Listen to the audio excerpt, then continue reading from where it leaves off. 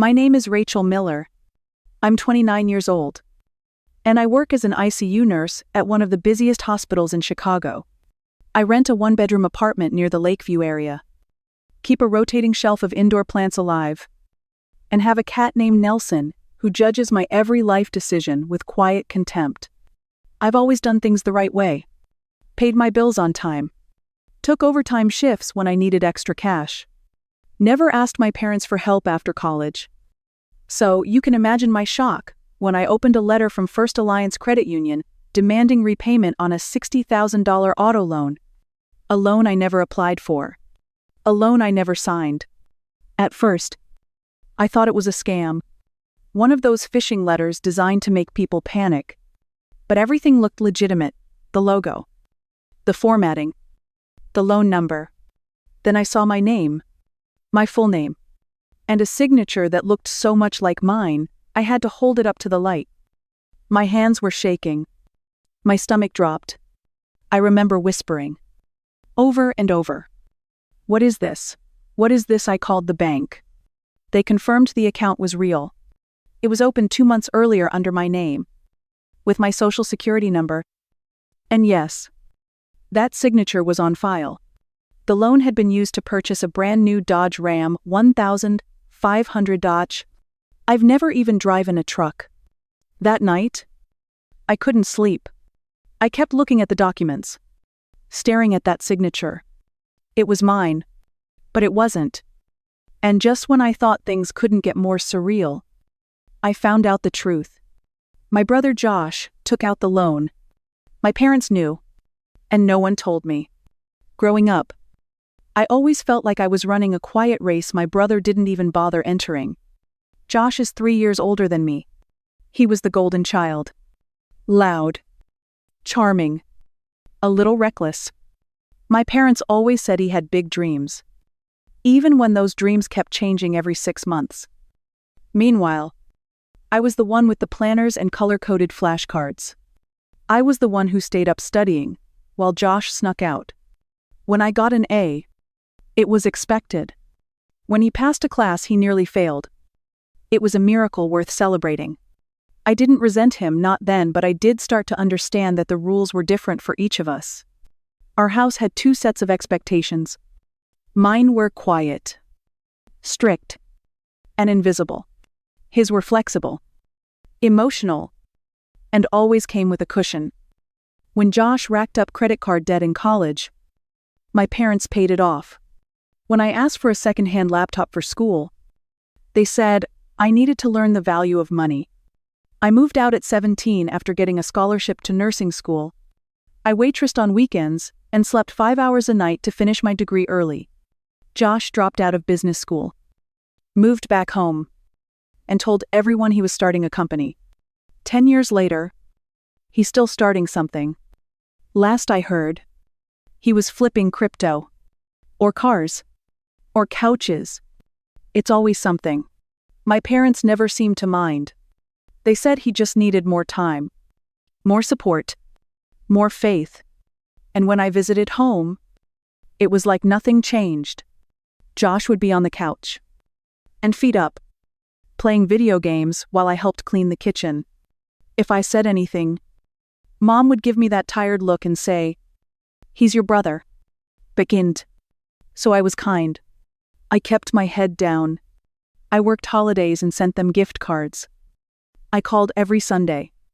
I didn't complain. I kept being the responsible one. But responsibility, I would learn, isn't protection. It doesn't shield you from betrayal. Sometimes, it just makes you the easiest one to use. It was a Tuesday morning. I had just finished a double shift and was planning to sleep through the rest of the day. The envelope was sitting on my doormat, thick paper. No return address. Formal font. I opened it without thinking, expecting maybe a hospital tax document or insurance update. Instead, it was a payment reminder. First Alliance Credit Union. Loan number 9836 2000, 291.04. Principal balance, $59. 712. 26. Late fees already accumulating. I blinked at the numbers. Like they would rearrange themselves if I stared hard enough. My mind split. First thought mistake. Second fraud. I flipped through the packet. There was a copy of the loan agreement inside. That was when I saw it. My name. Typed. My address. My social security number. My signature. I stared at that curved R at the start of my name. How it looped, just like mine. But I never signed this. I know I didn't. I called the number on the letter. Still trying to stay calm. I gave them my info. They pulled up the account and said everything matched. The loan had been approved for a vehicle, a Dodge Ram pickup truck. Black. Fully loaded. Purchased in full, just over 2 months ago. The payments were already behind. I don't own a truck. I don't even drive much. I take the train. I walk. My hands were shaking as I asked for details. They wouldn't give me much. Just said if I wanted to dispute it, I needed to file a fraud report. That word stuck in my brain. Fraud. But it didn't feel distant. Like a scammer from overseas. It felt close. Too close. I pulled up a photo of my signature from my lease. Compared it to the one on the loan. The match was scary. It was like someone had studied me. Learned my hand. Or worse, like someone had watched me do it before. My stomach turned. There was only one person who had access to all my old documents. Someone who lived in the same house. Someone who knew just enough to fake it perfectly. I drove home that weekend. Not to accuse anyone. Just to talk. I needed answers. I thought. Maybe there was a mix-up. Maybe Josh used my name without understanding what it meant. Maybe my parents would help fix it. We were sitting at the dinner table, roast chicken. Green beans. Cornbread like always. I brought up the letter. I said I'd received something strange. As soon as I mentioned the bank. I saw the shift. My mother put down her fork. My father cleared his throat. Josh didn't even blink. He kept chewing. I said. Someone took out a loan in my name. Bought a truck. My signature was on it. No one looked surprised. My mother sighed like I was being dramatic. My dad stared at his plate. Then my mom said, gently, as if she were breaking hard news. It's just a truck. He needed a car to get back on his feet. It hit me like ice water. They knew. They knew. And they didn't tell me. I turned to Josh. He finally looked at me and said, I thought you wouldn't mind. You can afford it. I couldn't believe what I was hearing. Then my mother added, he's family. You always said family comes first. My jaw clenched so tight I couldn't speak. In that moment, something snapped. I realized I wasn't there to get help. I was there to be managed. Silenced. Guilt tripped into paying $60,000 for someone else's bad decisions. And they expected me to say thank you. That night, I stayed in my childhood bedroom. It looked smaller somehow. The posters were gone. But the same creaky bed and bookshelf remained. I lay awake, staring at the ceiling, playing the dinner conversation over in my mind. I wanted to believe I had misunderstood, that I was tired, emotional, overreacting.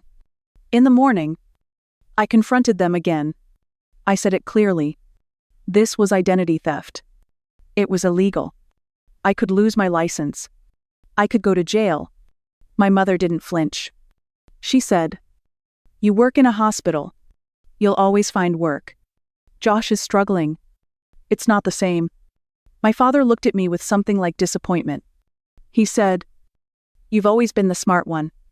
The strong one. We thought you'd understand. My hands curled into fists. I asked them why no one called me. Why no one warned me. My mom said, if we told you, you would have said no. Josh was on the stairs listening. He stepped down. Eyes glassy. Voice soft. I didn't mean for it to be a big deal. I thought I could pay it off before you even noticed. I asked him how he planned to do that. He didn't answer. He just shrugged and said, it's just money. I was shaking. I told them I was going to the police. That I'd report it. My father's face hardened. You'd ruin your own brother over a car, he said. Over some stupid paperwork, I stood my ground. I said it wasn't about the money. It was about what they did. What they expected me to carry. Silently. Again. My mother got up and started crying. She said I was breaking the family apart. That I was choosing pride over love. She held her hands out to me and said, "Please don't do this. We can fix it." But there was no fixing what they did. Because they didn't regret it. They only regretted being caught. They wanted me to take it. To absorb the hit. Because that's what I'd always done. But not this time. I filed the fraud report the next day. The bank told me it would take time. They needed documentation. A police report. Proof that I hadn't signed it. I handed over everything I had. My real signature. My lease. My tax returns. I also sent them a notarized statement. It felt like writing a testimony for a crime someone else committed in my name. That night, the calls started. First, it was my mom. She left a message saying, "We're disappointed. Rachel, this isn't how you handle family issues." Then came the texts from Josh. "You really want me in jail? What kind of sister are you?" Followed by a barrage of guilt-tripping memes, Bible verses, and blurry photos of us as kids. I didn't respond. I blocked them. They created new numbers. My father left a voicemail that ended with, "Don't come back." I cried on the bathroom floor for an hour. Then I went back to work. Because bills still needed to be paid. It escalated quickly. My mom showed up at my hospital during visiting hours. She told the receptionist she was there to see her daughter. The liar. She made a scene. Security had to escort her out. I was humiliated. My supervisor pulled me aside afterward and asked if I needed time off. I said no. I needed stability. And then the TikTok went viral. Josh filmed himself in front of the truck. Tears in his eyes. Saying, "I just wanted to provide for myself. My sister's rich. She could have helped. But instead, she's ruining my life." It racked up views. Thousands of comments. People called me selfish. Cold. Heartless. Only a few strangers defended me. But even those words felt small under the weight of everything. My identity wasn't just stolen. It was twisted. Weaponized. And my own family handed him the knife. Just when I thought it couldn't get worse. I received a certified letter from a law firm. It was a formal complaint. My parents and Josh were suing me for breach of verbal contract. They claimed I had agreed to take on the loan. That I had promised to help Josh get back on his feet. That the entire family had trusted me and now I had betrayed them. I couldn't breathe. I reread the pages over and over. They weren't backing down. They were doubling down. I called the firm. They confirmed the case was real. It wasn't a threat. It was happening. That night I broke down. I screamed into a pillow until my throat burned. I curled up on the kitchen floor with my cat staring at me like I'd lost it. I felt broken. I wanted to disappear. I started to wonder if maybe it would just be easier to pay it off. To end it. To go silent like they wanted. But something inside me said no. I thought of all the times I stayed quiet. All the birthdays I missed because I was working. All the favors I gave without asking anything back. All the times they made me the strong one so they didn't have to be. And now they were punishing me for having limits. I called my best friend. Maya. I told her everything. She was the first person who didn't try to minimize it. She didn't say they're still your family. She said, "This is abuse." And then she helped me find a lawyer. A woman named Carla Wynn. Sharp. Calm. No nonsense. Carla read the complaint and raised her eyebrows. "This isn't a case," she said. "This is a tantrum." And that's when I decided I wouldn't pay them to stay quiet. I wouldn't collapse just to keep peace that never protected me. I was going to fight back. Not just for me, but for every person who's ever been told to stay small in the name of love. Court day felt like stepping into a movie I never wanted to star in. The courtroom was cold, beige, and too bright. I sat next to Carla, hands stiff in my lap, while my parents and Josh sat across the aisle with their lawyer, some man in a shiny gray suit, who looked like he specialized in family feuds and cheap theatrics. The opening statements were brutal. Their lawyer painted me as ungrateful, vengeful, and cold. He said I took advantage of my family's trust and turned a private misunderstanding into a public spectacle. Josh looked down the entire time. My mother dabbed her eyes like it was a funeral. My father glared at me like I was a stranger. When it was our turn, Carla stood up with calm authority. She laid out the facts. The loan was forged. The signature was not mine. The address listed wasn't where I lived. Then she submitted the texts. The voicemails. A notarized handwriting analysis. My real signature side by side with the one on the loan. The differences were obvious. I watched the judge's expression shift. He didn't say anything, but I could feel the change. Like the weight of their story wasn't holding up. The evidence didn't match the performance. Carla ended by saying, "This is not a case about misunderstanding. It's a case about manipulation." I didn't speak that day. But I didn't need to. My silence said everything. I wasn't scared. I wasn't broken. I was ready. And for the first time in my life, I knew they couldn't twist this moment into something I'd apologize for. By the second hearing, we knew we needed to go for the jugular. Carla had been combing through all my old messages, even the ones I didn't think mattered. Then she found it. A text from my mother, sent a week before the loan was approved. It said, "Once the papers are signed, Rachel won't have the guts to fight it." I stared at the screen in silence. My heart pounded. There it was.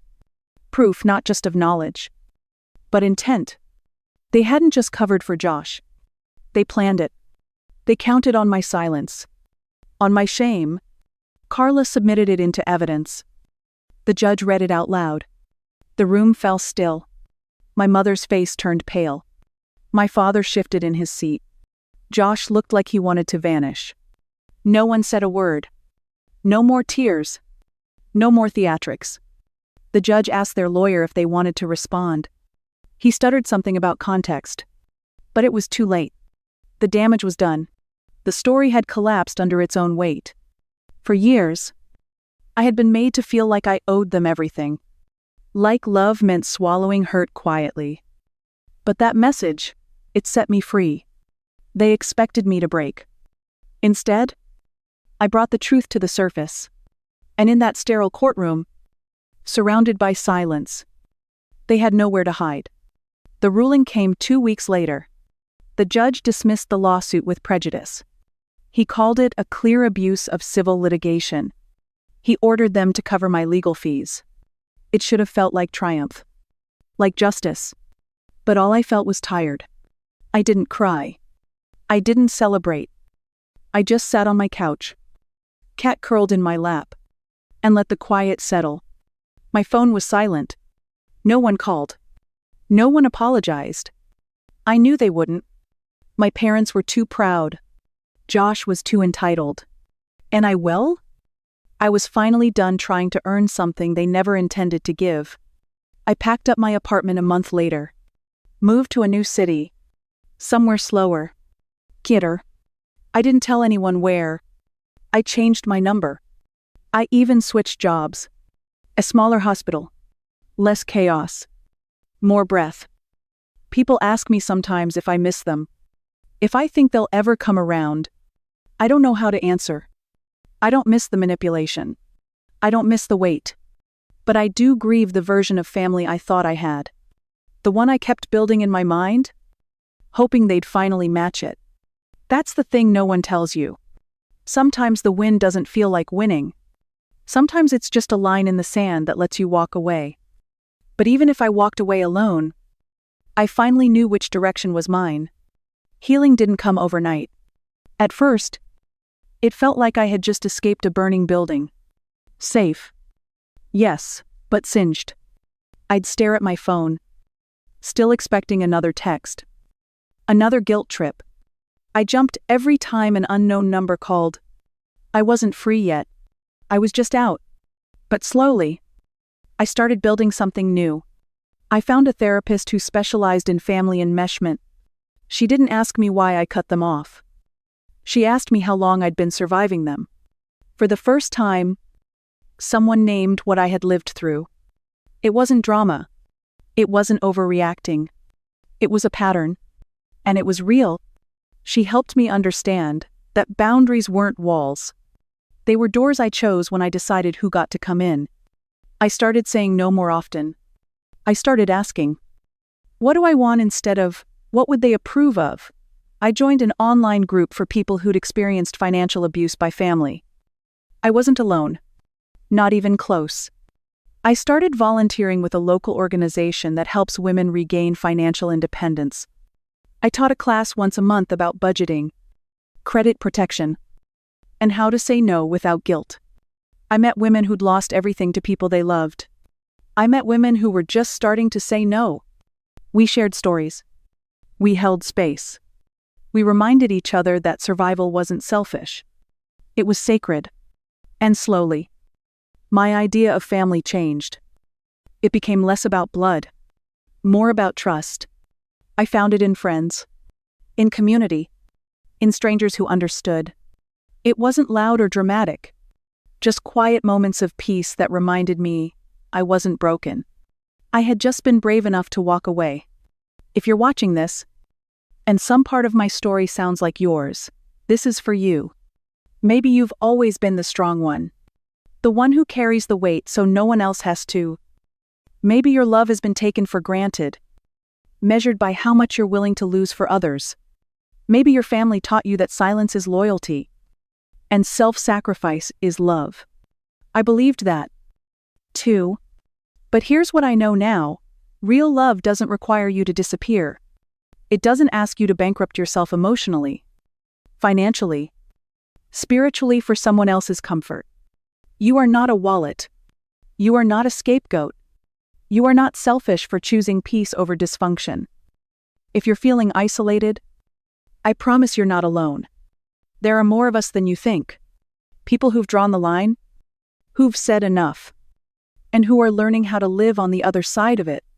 People who still believe in kindness, but not at the cost of their sanity. So share your story. In the comments, in a journal, in a whisper to someone you trust. Tell the truth. It matters. You matter.